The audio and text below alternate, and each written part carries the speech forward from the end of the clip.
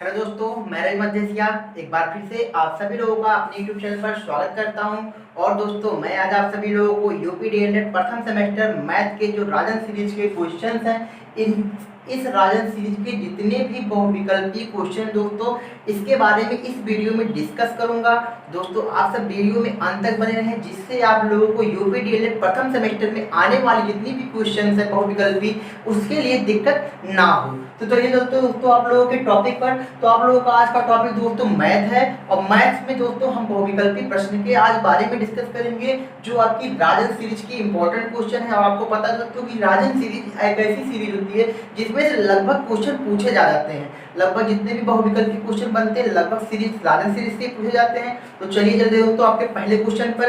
तो आप लोगों का पहला क्वेश्चन राजन सीरीज का दोस्तों आप लोगों की स्क्रीन पर लिखा होगा कि दोस्तों स्क्रीन पर क्वेश्चन देखिए लिखा होगा। पहला आप लोगों का है कि 5/8 धन 3/4 गुणे 2/3 2/6 दोस्तों, ये आपका पहला क्वेश्चन है। इसमें क्या है दोस्तों, इसका मान बताइए। तो इसका मान बताना है दोस्तों, क्या करेंगे तो यहाँ पे दोस्तों क्या करेंगे, आपको पता है जब भी इस प्रकार के सवाल आपके सामने आ जाए तो सबसे पहले आप ये काम करिएगा कि आप इसको बोर्ड मास रूल से देखिएगा। बोर्ड मास रूल से, इस बोर्ड मास रूल से ही आप लोग इसको क्लियर करिएगा, नहीं दोस्तों गलत हो जाएगा सवाल आपका। क्योंकि आपको पता है दोस्तों कि यहाँ पे बीओ से बहुत क्लियर नहीं होता। जब आपके सवाल और आएंगे तो मैं बीओ के बारे में आगे बताऊंगा, लेकिन यहाँ पे दोस्तों डी का मतलब डिवीजन से होता है, एम का मतलब मल्टीप्लिकेशन से होता है, और ए का मतलब एडिशन से होता है, और एस का मतलब सब्सट्रैक्शन से होता है दोस्तों। मतलब कहने का ये है कि जब भी आपका सवाल इस प्रकार का कोई आ जाए तो उसमें अगर भाग से कोई सवाल पहले भाग से स्टार्ट है तो सबसे पहले भाग वाला करेंगे, भाग के करने के बाद उसमें गुणे का करेंगे, गुणे का करने के बाद जोड़ का, फिर उसके बाद घटाव का करना है दोस्तों हमें। तो यहाँ पे हमारा दोस्तों कि धन का एडिशन होता है, उसके पहले मल्टीप्लिकेशन यम है, पहले यम को हम सॉल्व करेंगे। तो यम को सॉल्व करेंगे तो 3 दूना 6 हो जाएगा और 2 दूना 4 हो जाएगा। तो यहाँ से हो जाएगा दोस्तों 5/8 धन 1/2 दूना 4 हो जाएगा। और इन दोनों का दोस्तों एलसीएम कितना होगा, दोनों का एलसीएम 8 होगा, क्योंकि दोस्तों पता है आपको जितनी बड़ी गुणनखंड होगी वही सबसे इन दोनों की गुणनखंड मानी जाएगी। तो यहाँ से लास्ट कितना हो जाएगा, 8 हो जाएगा। तो 8 एकम 8 और 5 में 1 से गुणा कर देंगे 5 हो जाएगा। यहाँ पे 4 दूना 8 और 2 एकम 2, तो यहाँ से हो जाएगा दोस्तों 7/8। यही दोस्तों क्या हो जाएगा, आपका आंसर हो जाएगा। तो आप लोगों का यहाँ पे पहले का दोस्तों क्या सा आंसर हो जाएगा, डी हो जाएगा। इस प्रकार से दोस्तों इस टाइप के सवाल हल करेंगे। और दोस्तों वीडियो में अंत तक बने रहे, ताकि इस प्रकार जितने भी सवाल है सब मैं आपसे चर्चा करूँ यहाँ पर। तो चलिए चलते दोस्तों अगले क्वेश्चन पर। तो आप लोगों का अगला क्वेश्चन दोस्तों यहाँ पे देखिए लिखा गया है स्क्रीन पर कि 36, 48, 60 का लासा कितना होगा।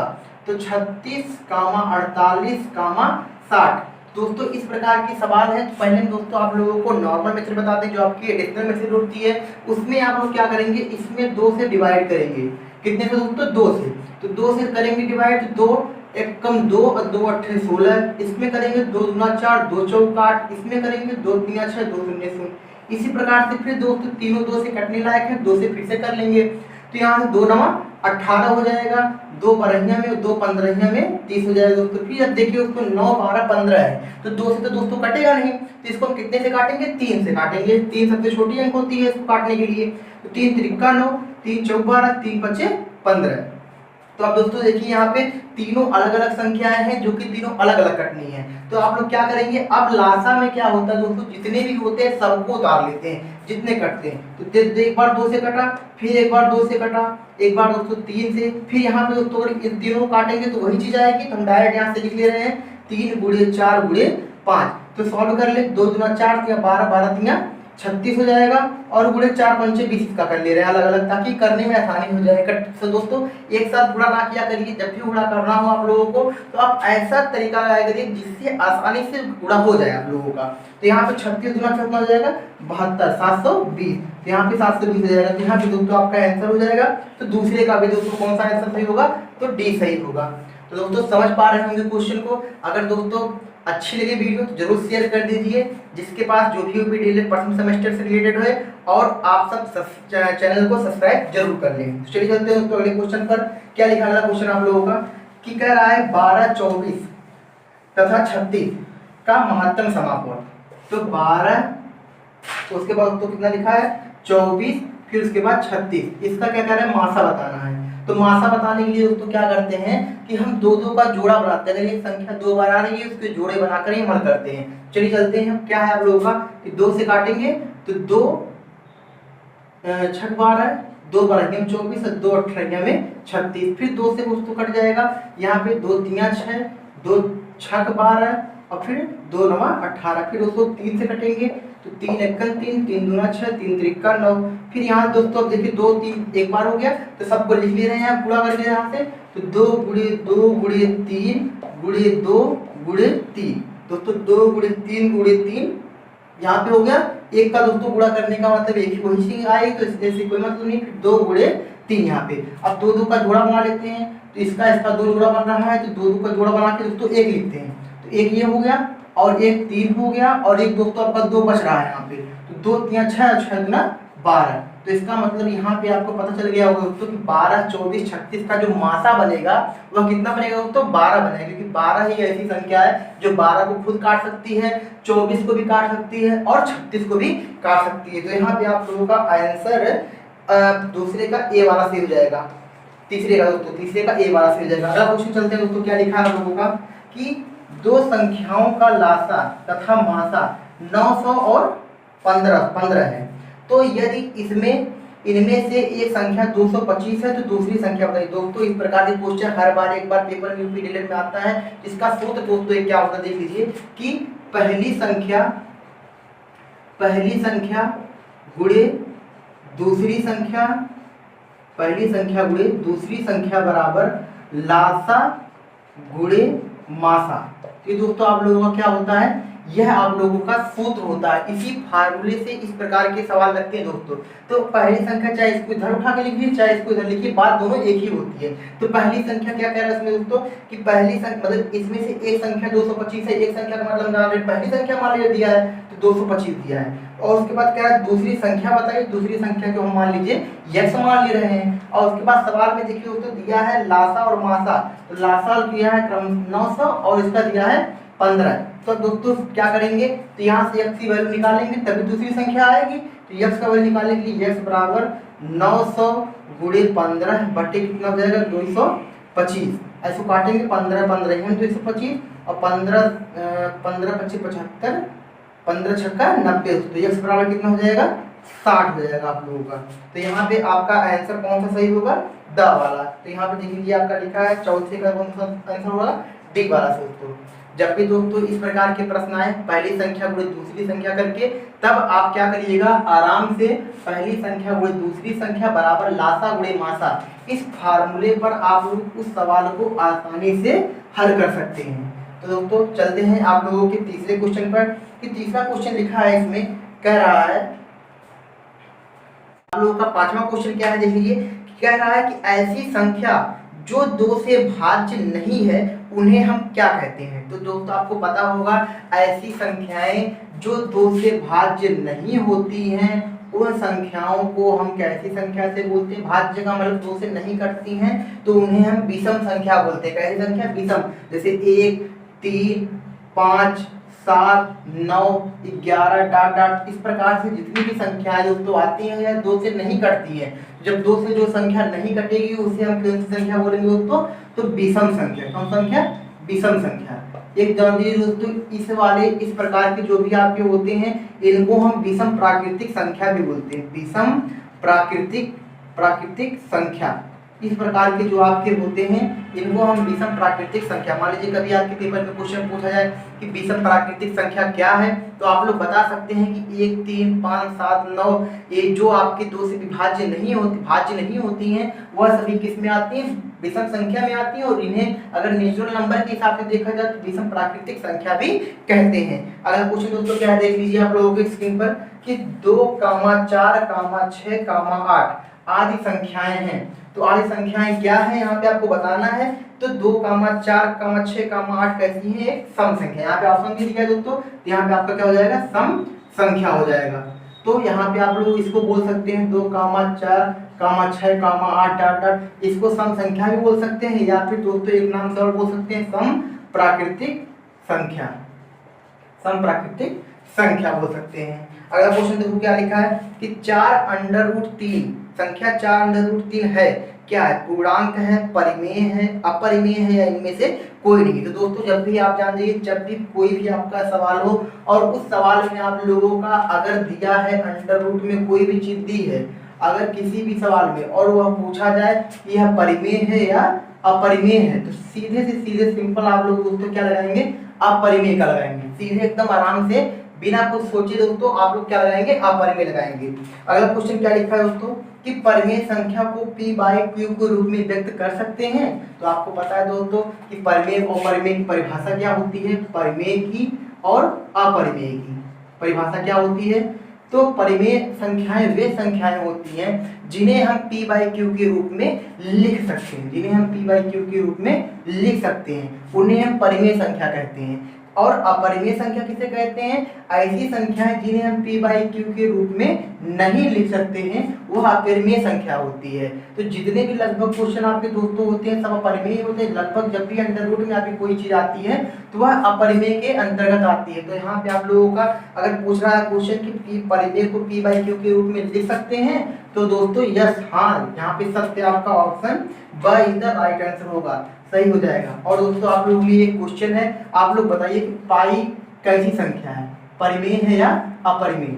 पाई कैसी संख्या है? परिमेय या अपरिमेय? कमेंट बॉक्स में कमेंट करके बताइए।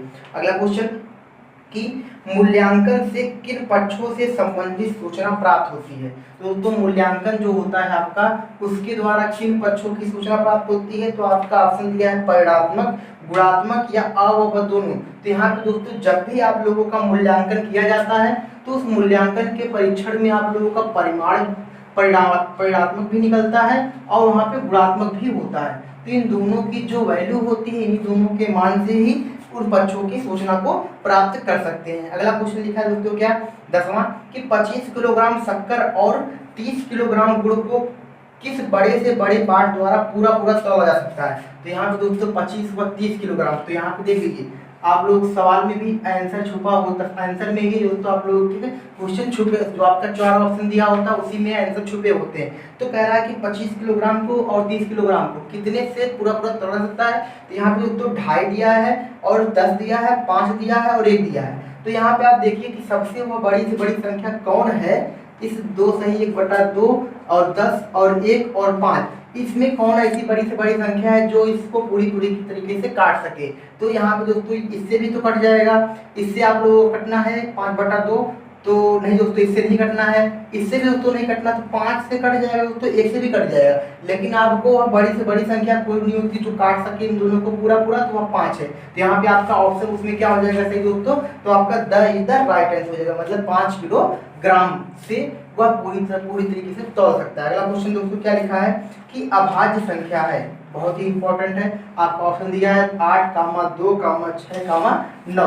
ये दोस्तों आप लोगों की ये क्वेश्चन हर बार यूपी टेट, सी टेट और हर जगह ऐसी जहाँ पे पेपर होती है लगभग इसका क्वेश्चन पूछ जाता है। तो अभाज्य संख्या किसे, इसमें से कौन है? तो ये आपकी 2 ही अभाज्य संख्या है।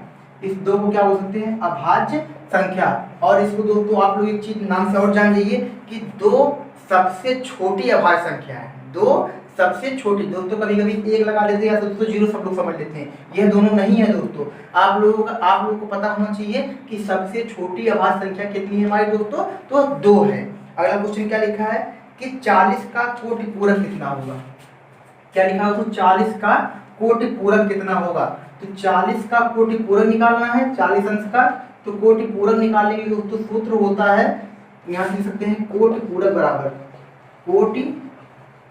दोस्तों 90 माइनस थीटा होता है। थीटा का मतलब दोस्तों जो यहाँ पे वैल्यू आपकी थीटा की दी रहती है, तो 90 में से थीटा का वैल्यू कितना दिया? 40 दिया, घटा देंगे कितना आ जाएगा दोस्तों आपका 50 अंक, मतलब 40 का जो कोटि पूरक होगा वह कितना होगा? 50 होगा। यहाँ पे ऑप्शन आप लोगों का the is the right answer हो जाएगा।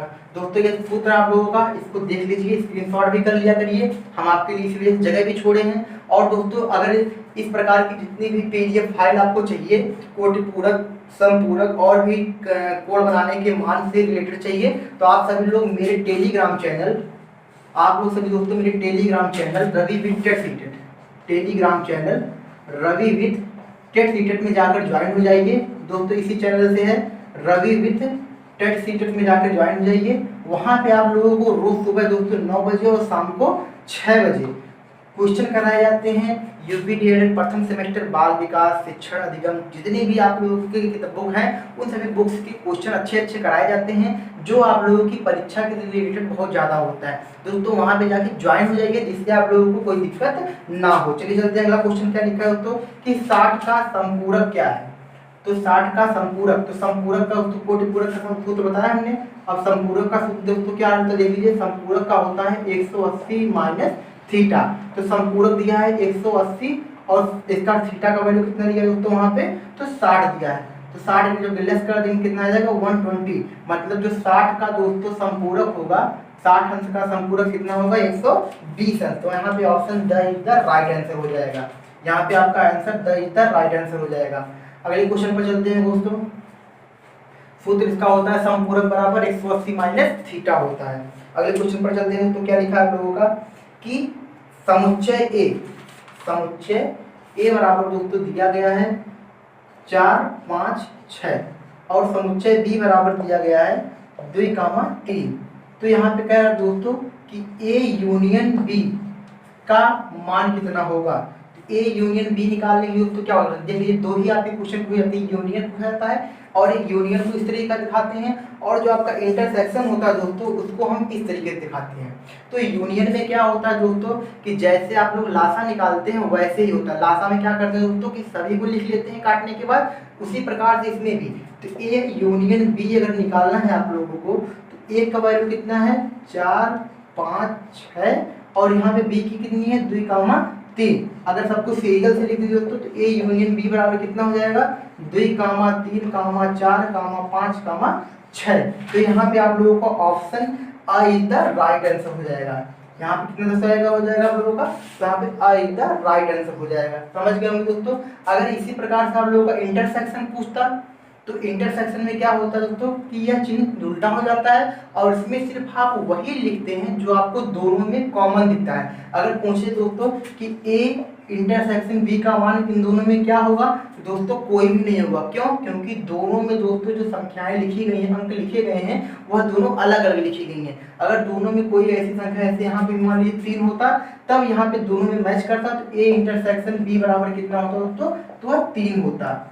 समझ गए होंगे दोस्तों इस प्रकार से इंटरसेक्शन और यूनियन के बारे में।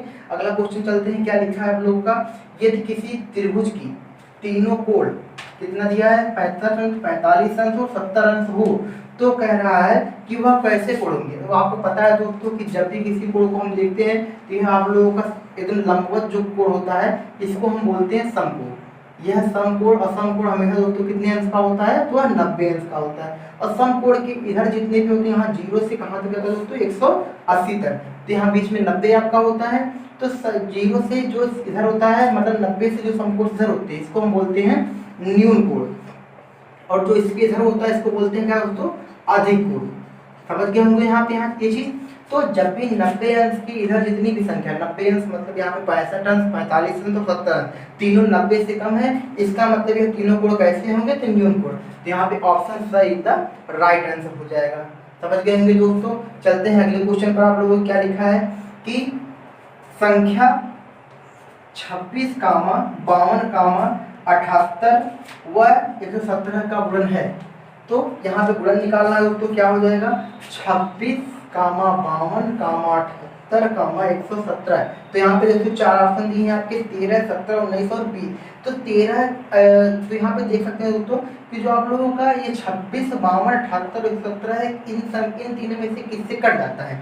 अगर दोस्तों 13 से देखें तो 13 दूना 26, 13 तिया 39, 13 चौको 52, 13 पच्चीस 65, 13 छः 78, फिर 13 9 117। मतलब दोस्तों आपका 13 से कट जा रहा है, 17 देखा जाए तो नहीं कटेगा, 19 से भी नहीं कटेगा, 20 से भी नहीं कटेगा। इसका मतलब इन सभी चारों संख्याओं का जो गुणन होगा वह क्या होगा दोस्तों, तो वह 13 होगा। तो यहाँ पे option I is the right answer हो जाएगा।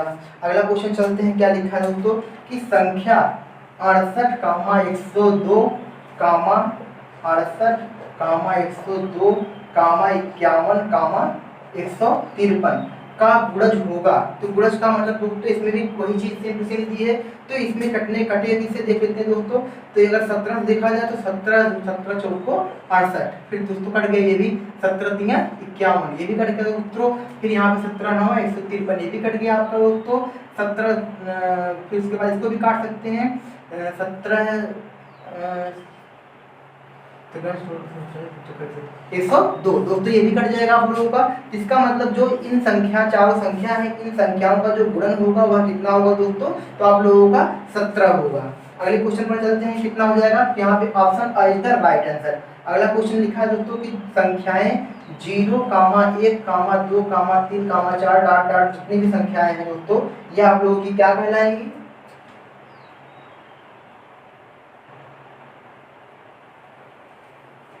दोस्तों लिखा है 17 सॉरी दोस्तों लिखा है 0, 1, 2, 3, 4 डॉट डॉट कहलाती हैं। तो यहाँ पे ऑप्शन दिया है भाज्य, अभाज्य, सॉरी भाज्य, पूर्ण या अपूर्ण या फिर इनमें से कोई नहीं। तो आपको दोस्तों पता है प्राकृतिक संख्या किसे कहते हैं। तो 1 से लेकर 9 तक की जितनी भी संख्याएं होती हैं सब प्राकृतिक संख्या होती है। अगर इसमें 0 ऐड कर ले, 0 से लेकर 9 तक की संख्याएं, तो इनको हम किस में नाम दे देते हैं दोस्तों, तो वह पूर्ण संख्या हो जाती है। कौन संख्या, पूर्ण। तो यहाँ पे option B is the right answer हो जाएगा। अगला क्वेश्चन दोस्तों क्या लिखा है कि निम्न में भाज्य संख्या है।